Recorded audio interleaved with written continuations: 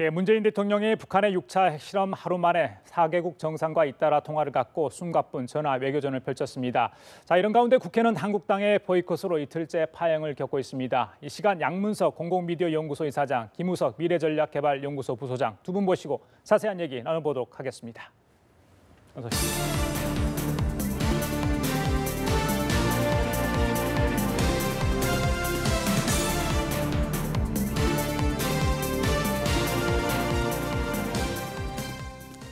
예, 북한의 6차 핵실험으로 우리나라 전반 또 정치권까지 여러 가지 이야기들이 많이 나오고 있는 상황입니다. 어제 이제 문재인 대통령 4개국 정상과 잇따라 전화 통화를 하지 않았습니까? 그만큼 급박하게 좀 돌아가고 있다 이런 걸 모습을 읽을 수 있었는데, 자, 취임 첫 해인데 이게 외교 안보 현안이 워낙 크다 보니까 다른 일, 큰 일을 하는데 좀 차질을 빚고 있는 그런 느낌이거든요. 어떻게 보세요? 지금 상황에 대해서? 기본적으로 대통령 선거 내내 적폐청산이라는 그 국내에 쌓인 현안을 집중적으로 이야기하면서 대통령 선거를 이제 임했었고요.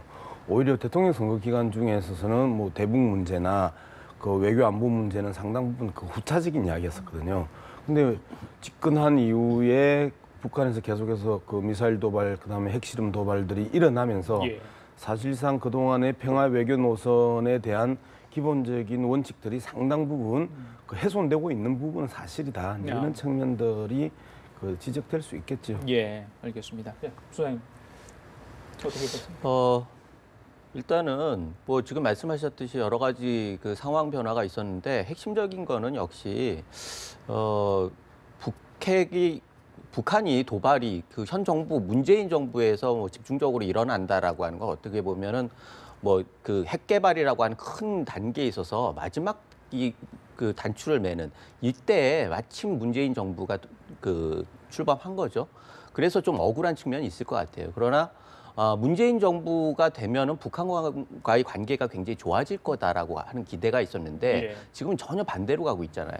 그래서 이런 상황에서 현 정부가 굉장히 기로에 서인 건 사실인 것 같습니다. 게다가 국제사회와도 계속 껄끄러운 부분들이 있어요. 미국과의 통화 문제나 중국과의 갈등이라 이런 것들이 해결되지 않으면서 굉장히 그 복잡한 문제가 있는데 이런 것들을 현 정부에서 참 잘 헤쳐나가길 바라는데 아직은 그런 부분들에 대해서 해법을 못 찾고 있는 것 같아서 안타깝습니다. 예, 알겠습니다. 자, 내일이 이제 문재인 대통령 러시아를 방문해 블라디미르 푸틴 러시아 대통령과 정상회담을 하죠. 그 정상회담 앞서서 아까 전에 이제 러시아 대사, 지난번에 삼국 대사를 내정을 했고요. 우윤근 국회 사무총장을 러시아 대사로 내정을 했습니다. 지난번에 삼국 대사 인선할 때도 그랬지만 약간 코드 인사 문제가 있는 거 아니냐 이런 지적도 있었고요. 어떻게 보세요? 예, 그 부분은. 주미, 주중, 주러, 주중 이 그 주변 4대 강국의 대사는 코드 인사가 돼야 되는 게 맞지 않아요?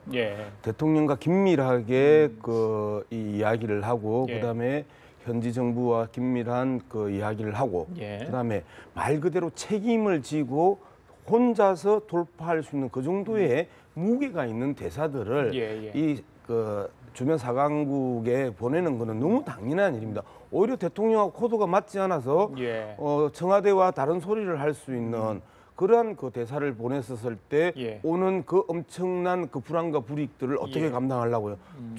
코드 인사 하는데 말 그대로 외교 안보 문제가 대한민국이 엄청나게 심각한 문제고 앞서 지적하셨던 것처럼 문재인 대통령 집권 4개월 만에 계속해서 그 대북의 도발들이 있는 북한의 도발이 있는 상황에서 말 그대로 철저하게 대통령의 뜻을 읽어내고 언제든지 대통령 대신에 그 즉각적으로 반응할 수 있는 그러한 코드 인사는 너무나 필요한 부분이지 비판의 대상이 아니라는 거죠. 노련한 직업 외교관을 내정하는 건 어떻게 보세요? 자, 노련한 직업 외교관 같은 경우에 실질적으로 우리에게 그동안 그 역사 속에서 미국의 그게 정통한 사람이면 미국 편이냐 한국 편이냐에 헷갈렸던 때가 너무 많았던 거죠. 그러면서 정작 그 진보 정부의 외교관들이 실질적으로 진보 정부가 가지고 있었던 그러한 그 평화 외교적 해결보다는 오히려 미국의 입장을 그 국내에 반영하는 거지 국내에서의 입장을 미국에 반영하는 그 비중에 있어서의 문제들이 계속 지적돼 왔기 때문에 문재인 대통령 같은 경우에는 철저하게 자신과 같은 노선을 갖고 있는 외교 평화적 협상을 해낼 수 있는 그러한 그 4강 그 이 코드 인사 그 사항에 대한 그 대사를 그렇게 임명했다. 코드 인사 하는데요. 당연히 코드 인사 해야 되는 겁니다. 그 부분에 대해서 좀 부사님 이야기. 코드 인사 중요하죠. 그 임명권자의 의사를 잘 전달하는 건 굉장히 중요합니다. 게다가 중요한 외교적 파트너들이기 때문에 코드 인사는 굉장히 중요한 건 맞습니다. 그런데 거기에 대해서 플러스 전문성이 있어야 하는데 외교의 전문성도 있어야 하는 거고 현안에 대한 오랜 경험과 노하우 이런 것들도 필요하지 않겠습니까? 그런 면에서는 우윤근 총장 같은 경우에는 기대를 해볼 만하지만 사실은 조금 의아스러운 거는 지금 주미대사, 지난번에 했던 주미대사 같은 경우에는 지금 안보 위기가 굉장히 심하고 그런 데 대해서 조율이 시급한데 통상 전문가라고 하는 부분들에 대해서 약간 의아했던 부분이 있는데 어찌됐든 코드 못지않게 전문성이 중요하고 이런 부분들에 대해서는 고려를 잘 하셨으면 좋겠다. 한 가지만 하길 바란다. 통상 전문가 이야기를 하셨는데 이번에 우윤근 국회 사무총장 같은 경우에도 정계 입문하기 전에 러시아, 중국 통상 전문 변호사를 했었습니다. 그리고 조윤재 주미대사도 마찬가지인데 지금 트럼프 대통령이 대한반도 정책이 상당 부분 비판을 받고 있는 게 어제 워싱턴 포스트도 그런 지적을 했고 월스트리트도 지적을 했고 뉴욕 타임즈도 똑같은 지적을 했었습니다. 어떤 부분이냐면 자꾸 무역 이슈와 안보 이슈를 연계시켜서 지금 트럼프 대통령이 스스로 이제 수렁에 빠지고 있는 거거든요.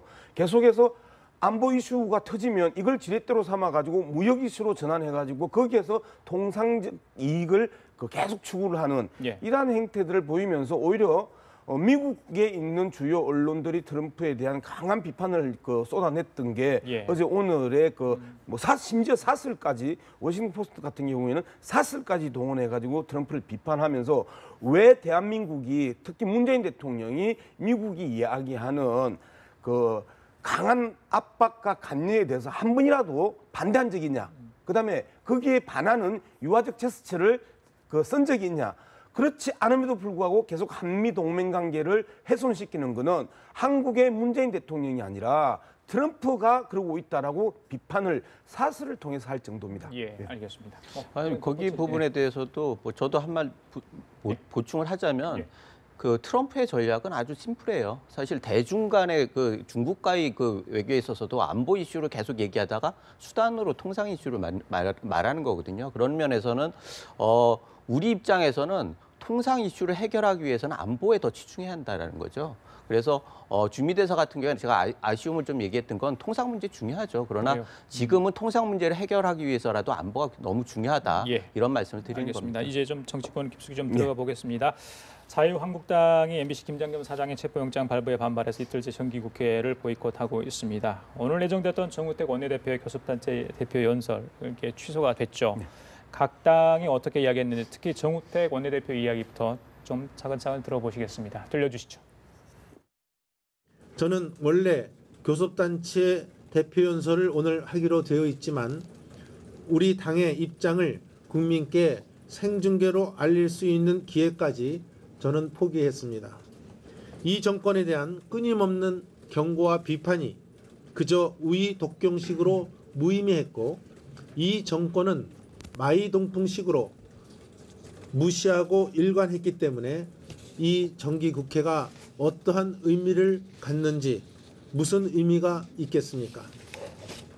우리는 이런 실상을 직접 국민께 알리고 호소하기 위해 자유민주주의 체제의 수호 차원에서 이 같은 투쟁을 벌이는 것입니다. 그러나 한국당은 어제 있었던 집권여당의 교섭단체 대표 연설에 불참한 데 이어서 오늘 자당의 대표 연설은 물론 정기국회 자체를 보이콧하겠다고 합니다.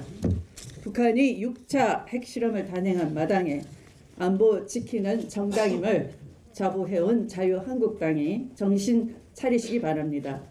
고용노동부의 정당한 행정집행에 시비를 걸며 국회를 내팽개치는 자체가 너무나 코미디가 있습니다. 자유한국당의 명분 없는 국회 보이콧 즉각 중단할 것을 촉구합니다. 국회 보이콧은 국정을 포기하는 것과 마찬가지입니다. 무슨 일이 있어도 정기국회가 파행되어서는 안 됩니다. 그것이 민주주의이고 의회주의입니다. 자유한국당은 명분 없는 국회 보이콧을 즉각 중단하고 공론의 장으로 복귀할 것을 촉구합니다. 어제부로 한국당은 가짜 보수 정당임을 스스로 입증했습니다. 보수의 최고의 가치가 안보입니다. 근데 한국당은 안보 지킴이 정당이 아니라 안보 파리 정당이라는 것이 다시 한번 확인되었습니다. 어제 한국당 보이콧에 대해서 가장 박수칠 사람은 바로 김정은이었습니다. 이런 정당이 어떻게 보수 정당이고 안보 정당이라고 할 수 있겠습니까? 한국당은 보수를 더 이상 부끄럽게 하지 말고 하루속히 이 해산해서 정말 제대로 된 보수가 앞길을 개척해 나갈 수 있도록 길을 열어주시기 바랍니다.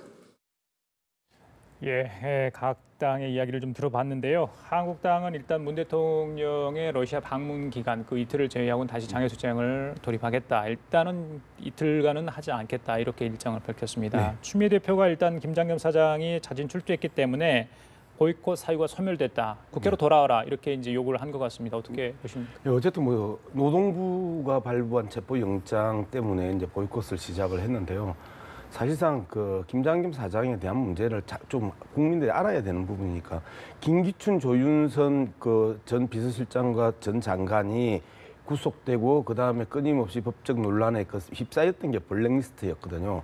그리고 김장겸 사장이 MB 정권 들어온 이후에 정치부장, 보도국장, 보도본부장, 그 다음에 사장까지 이러면서 그 관련된 그 MBC 기자들에 대한 그 블랙리스트와 관련된 그다음 기자의 탄압에 대한 부분들이 심지어 녹취록까지 나와 있단 말이에요. 어떤 기자가 폭로했던 그런 녹취록까지 나와 있는 상황에서 김장겸 사장이 방송의 날 행사에 체포영장이 그 발부됐다는 소리를 듣고 현장에서 사라져 버렸습니다. 그리고 회사에도 나오지 않았습니다. 그러면서 사실상 그 MBC 사장이 사라진 마당에 노동부가 그 오라고 했었을 때 계속 거부하고 숨어서 지내니까 체포영장이 발부가 된 거고 이러한 상황을 만들었던 주체가 자유한국당이었고요. 자유한국당 정권에서 일어났던 우리나라의 KBS, MBC가 망가지고 공정성이 허물어지고 그다음에 편파 보도 정권의 그 앵무새 그 보도를 해왔고 청와대 대변인 방송을 해왔던 부분들에 대한 지적들과 그 과정에 있어서의 부당 노동 행위를 지적하는 부분인데 이 부분에 대해서 이 문제를 들고 말 그대로 6차 그 핵실험이 일어난 그날부터 국회 보이콧을 했다? 이거는 상식적으로 국민들에게 설득력이 없다고 봅니다. 알겠습니다. 일단은 설득력이 없다 이런 말씀이신 것 같고요. 예, 부장님. 일단 평소라고 하면 평시 같은 경우에는 충분히 얘기할 수 있는 거죠. 예. 저런 대응도 마땅한 거라고 보여지는데 기본적으로 정부가 바뀌었다고 해가지고 국회가 여당이 지금 여권 아니겠습니까? 그 국회를 주도하는 당이 그리고 사법부도 지금 굉장히 여러 가지 문제들이 있어요. 이런 상황에서 제4부라고 하는 언론에 대해서 지나치게 드라이브를 거는 거 아니냐라고 하는 의구심이 있는 게 사실 아니겠습니까? 이런 면에 있어서 야당으로서는 가만히 있기에는 참 힘들었을 것 같아요. 예. 그런 면에서는 이해가 됩니다. 문제는 지금 시점이에요. 지금은 역시 안보가 굉장히 중요한 때 아닙니까? 북핵이 현실적인 위협이 되고 이런 외구의 침입이 있을 때 만약 내부가 분열된다라고 하면은 그건 국가의 존망에 관련된 문제예요. 우리 역사를 통해서 항상 봐왔지 않습니까? 외부의 적 때문에 망하는 경우는 거의 없어요. 내부의 분열 때문에 망하는 거지. 그런 면에 있어서 지금의 자유한국당의 모습은 굉장히 아쉬움이 많다라고 하는 말씀을 안 드릴 수가 없는 거고 예. 사실 김장겸 그 사장 같은 경우에도 음모가 있다. 그러나 법 집행에는 따르겠다라고 얘기를 하는 거 보면은 굉장히 그래도 그 안에서 책임감 있는 모습을 보이고 그런 것들을 그 생각한다라고 하면 당연히 국회를 들어와야 하는 거죠. 그리고 지금 그 많은 사람들이 얘기를 하기를 공영방송이 이 위기에 파업을 해가지고 방송 차질이 있어가지고 재난 보도를 못한다라고 하면은 이거는 문제가 있는 거 아니냐라고 비판을 하는 거예요. 그런데 이 위기 상황에서 공영방송도 아니고 국회의원이라고 하면 그리고 제일 야당이라고 하면은 그런 것들이 용납될 수 없는 거죠. 예, 그런 알겠습니다. 면에서는 예. 지금 굉장히 심각한 문제고 책임감 있는 자세가 필요하다 이렇게 돌아와야 할 사유들에 대한 약간의 차이는 있지만 일단 돌아와야 된다는 게 대통령의 의견인 것 같고요. 홍준표 대표 예전에 2008년에 했던 그런 발언 내용, 그러니까 말바꾸기라는 의원식 원내대표의 이야기도 있었는데 그 부분은 어떻게 보세요? 당시 MBC 상황에 대해서 김재철 전 사장에 대해서 그때 당시에는 홍준표 대표가 다른 이야기를 했는데 지금 와서 이런 이야기를 한다. 그 부분은 홍준표 대표 정확한 워딩은 잘 모르겠는데 홍준표 대표는 길게 보는 스타일은 아니에요. 그때 타이밍이 굉장하게 정확하고 전술에 굉장히 강하고 이런 부분들로 봐서는 시류가 그렇다라고 하면은 그 포인트를 딱 잡아가지고 가는 능력은 굉장히 탁월해요. 그러나 말 바꾸기가 중요한 게 아니죠. 지금의 엄중한 상황에서 제일 야당의 책임감을 보이느냐 안 하느냐. 안보, 보수라고 하는 건 안보가 기본인데 보수를 버리느냐 안 하느냐 이런 부분들에 대해서는 심각하게 고민을 해야 한다는 거죠. 알겠습니다. 어제 사실은 국회 이제 자유한국당의 피켓 시위, 그 국회 로텐도로에 굉장히 어수선한 상황이 벌어졌는데 국민들 많이 좀 유감스럽게 생각했던 것 같습니다. 그 부분과 관련해서 뭐 바른정당 하태경 의원 아까 전에 뭐 여러 가지 발언도 했었는데 보수 이야기를 또 하면서 이야기를 했죠. 그 바른정당은 일단 이해운 대표의 그 의혹 논란 때문에 굉장히 힘든 상황이 됐는데. 유승민 의원이나 김무성 의원이 구원투수로 다시 나올까 이런 뭐 이야기도 벌써부터 들리던데 어떻게 보세요 그 부분은? 어쨌든 뭐 그 이해운 대표가 갖고 있는 뇌물수수 혐의부터 시작해서 오늘은 뭐 김치를 그 좋니 안 좋니 받은 기억이 있니 없니 하면서 말 그대로 자유한국당과 바른정당의 그 양보수 정당에 있어서 바른정당은 깨끗한 정당이라는 이미지로 이제까지 그 계속 당 정체성을 확장시켜 나가고 있었단 말이에요. 그런 측면에서 본다면 이해운 대표가 오늘 내일 어제 이제 좀 말미를 조금만 달라라고 맞습니다. 했는데 오늘 내일 아마 거칠 그 표명을 할 것 같습니다. 그러면 자연스럽게 이제 비대위 체제로 갔다가 조기 전당대회로 갈 가능성이 있고 그러면 이제 김무성, 그 유승민 이제 두 대표 선수들이 출전할 가능성이 높은데 완전히 입장이 다르거든요. 유승민 전 대표 같은 경우는 철저하게 자강론, 바른정당이 보수의 그 주류로 그 서고 보수 세력을 재구성하겠다는 입장이지만 김무성 전 대표 같은 경우에는 보수 통합을 이야기하면서 자유한국당과 바른정당의 통합을 그 주창을 한단 말이에요. 그러면 조기 그 선대 전당대회가 열리면 두 사람이 정면으로 붙을 가능성이 높다. 그래서 이게 말 그대로 나비 효과인 것 같아요. 이해운 대표의 사태는 당 그 생존까지 연계될 가능성이 있다는 거죠. 부장님. 지금 뭐 김무성 대표 대타론이 나오는데 사실 지금 같은 경우에는 각 당이 뭐 여권이냐 뭐 대통령 중심으로 가는 거고 지금 후보들이 2등한 홍준표 후보가 제1야당의 그 대표가 됐고 3등을 한 안철수 후보가 국민의당의 대표가 됐잖아요. 이제 유승민 대표가 등단할 때가 됐어요. 그래요.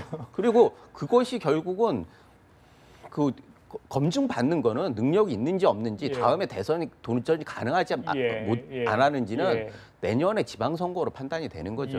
그래서 이번에는 유승민 대표가 유승민 전 후보가 대표로 나가는 게 맞는 거 아닌가 생각합니다. 알겠습니다. 지금까지 두 분과 함께 얘기 나눠봤습니다. 오늘 말씀 잘 들었습니다. 감사합니다.